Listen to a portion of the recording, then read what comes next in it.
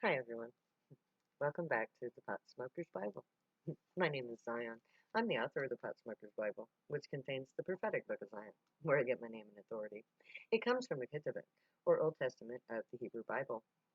I use the King James Version of the Christian Bible to put together the prophecy of Israel from the scattered testimony of the various prophets of the Old Testament. And in order to fulfill that prophecy, I publish peace free of charge on social media. And today I'm reading to you from the 21st chapter of the book of the Pot Smoker's Bible, which contains the 18th chapter of the book of Zion. It's called The Sighing of the Prisoners, and I'm going to pick up where I left off. The U.S. government, the pharmaceuticals, and the medical doctors are murderers. Every doctor in America who has ever sold a deadly drug is is guilty of attempted murder. Doctors are assassins paid by the pharmaceuticals who bribe the government to endorse it. The entire insurance agent industry are nothing but extortionists who strong arm us through the government. I don't pay extortionists. I don't pay anyone for something that might happen someday, only to have to fight them when something actually does happen. Bullshit. I don't have the luxury of putting money into the hands of legal thugs. I don't have enough food in the fridge to last until payday. Extortion is a crime. Insurance is extortion. It's a crime. Only in a society that is corrupt is it a law that requires an industry's profit must be provided when that industry's business is to do nothing now, but may do it for you someday when you need it. But you'll go to jail if you don't pay it, i.e., car insurance. Our society is corrupt. It enforces the will of the corporate, not the people. Dow benefited from the marijuana prohibition. Pharmaceuticals benefit from the DEA's compliance in drugs that should never be sold. No drug that kills should be legal. Climate change is a direct result of corporate controls of the government. America is blind. The people turn a blind eye to the evil they live with. The true God of America is money. Jesus warned his people that they could not serve two masters, God and mammon, or money. America worships money. Corporations, the true power in America, worships money. Money is God here. I reject money and all its evil ways. Yes, I have a job. Or I did. Yes, I use a bank card. Yes, I need money to survive. But that's my point. Money is evil, the root of all evil. We've always known that. It's an old saying, as old as our society, I think. I have to use money, just like everyone else. But that doesn't mean that I believe in it. People say, I wish I had $1 million. Fuck that. I say, I wish I had everything that $1 million could buy. And here's why. If I had $1 million, everyone I know and people I don't know would either envy me, ask me for some of it, or try to steal it. But if I had all that money can buy, only the true thief would be a problem. So I don't believe in money. So, on two levels, medical and money, the Gray teach us how to heal the blind. Rickey healing techniques are of ancient Gray origins, and the government is a corporate evil that is corrupt. The blind are made to see, but only in this physical sense. The spiritually blind follow blindly. The Lord loves the righteous. When the hippies emerged in the 1960s, we could see the difference between them and their parents.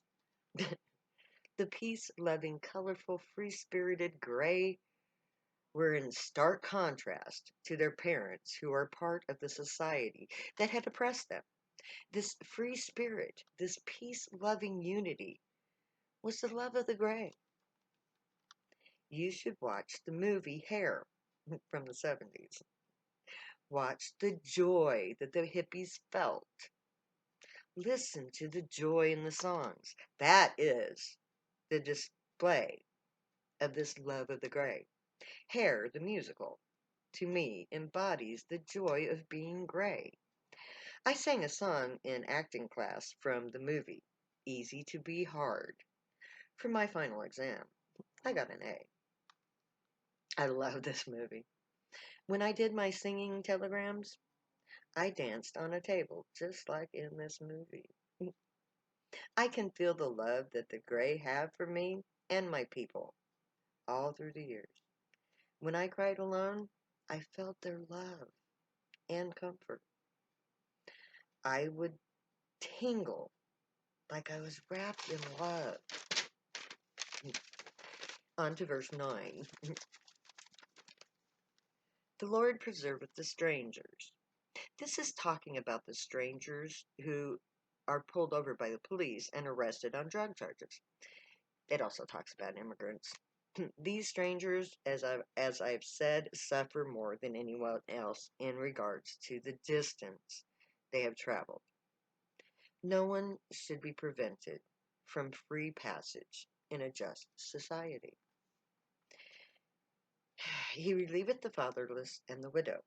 The single family household is a special concern to both myself and to the Gray. All profit from this book will be used by me to give and to all of my single families homes, along with all poor, elderly, handicapped, homeless, sick, lost, hurt. I will be an open access account for the public. I don't need wealth. I hate money, so I will provide money to all. By this means, we will give aid to our chief concern, the single poor and those in need. So, by buying this book, if it ever gets published, you will be giving this price to the poor. I will use the account myself, but I'd rather exchange my knowledge for gifts of my people. Let my clothes be handmade, my dishes hand spun, my car built by innovation, electric, a gift. The money belongs to the poor, but the way of the wicked he turneth upside down. This book is that action. This knowledge and the public's reaction to it is prophecy. The 100% going to happen controversy will turn the world of moneyed upside down. In Zion, the people will create the goods on the open market. No big factories to carbon copy cheap crap to fill their bank accounts with your hard-earned money. All industries will be the result of guild-trained craftsmen who create their own goods to provide for their own people. No money needed, no corporate greed, just craftsmen crafting goods for others with materials provided by their guilds in an open market that uses barter, not cash. It will be a hardship adjustment, to learn to negotiate each transaction. But that's part of the fun. There is already a form of this online, and I used to work for a man who used it. It was awesome, according to him. He'd make a phone call, send some fireworks off, and get something back. He loved it, and he was wealthier as a result. So, yeah, it works great. Verse 10. The Lord will reign forever, even thy God of Zion, until all generations. Praise ye the Lord. This says that once relationships with the Grey resume, they will remain as our friends, and we will always be a part of their ruling body. There is already a chair on the Council of Grey that belongs to our elected leader. I currently hold this chair. The chair was created by the Grey.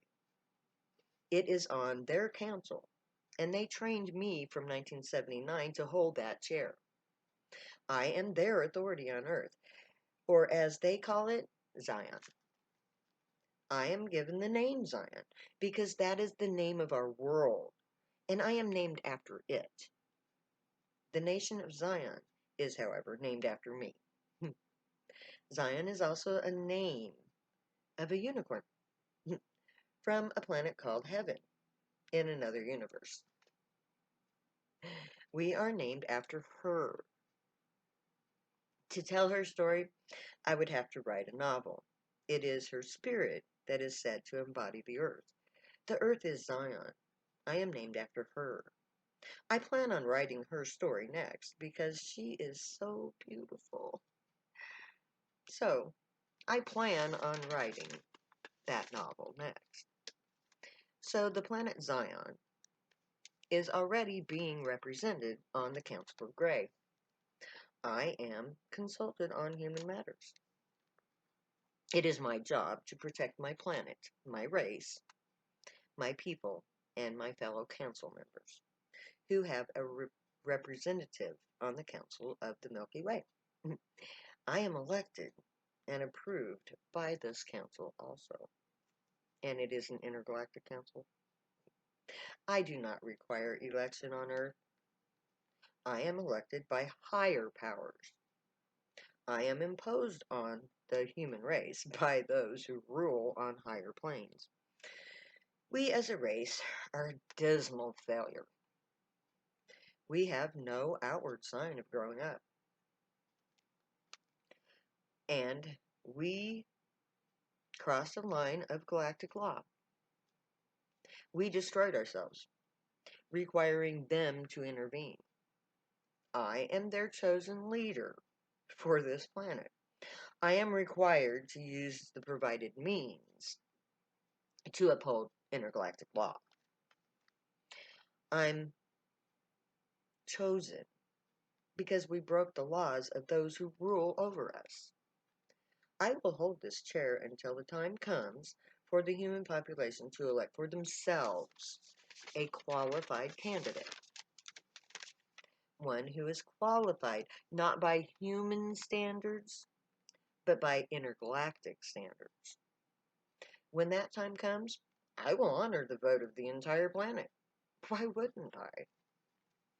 But the statement says that the Grey and the entire intergalaxy will forever be connected to the Earth. We will be joining the Intergalactic Society as members of the Grey Council, fully fledged citizens of the Milky Way and the universe. The dream of the human race realized at long last. There is great cause to rejoice. We can.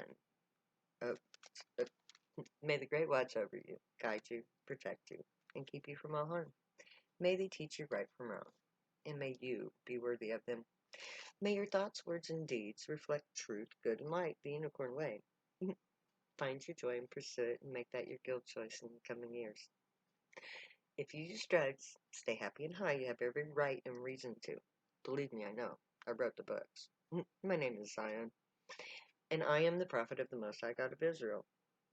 and I love you way too much to ever say goodbye. So I'm going to say later now.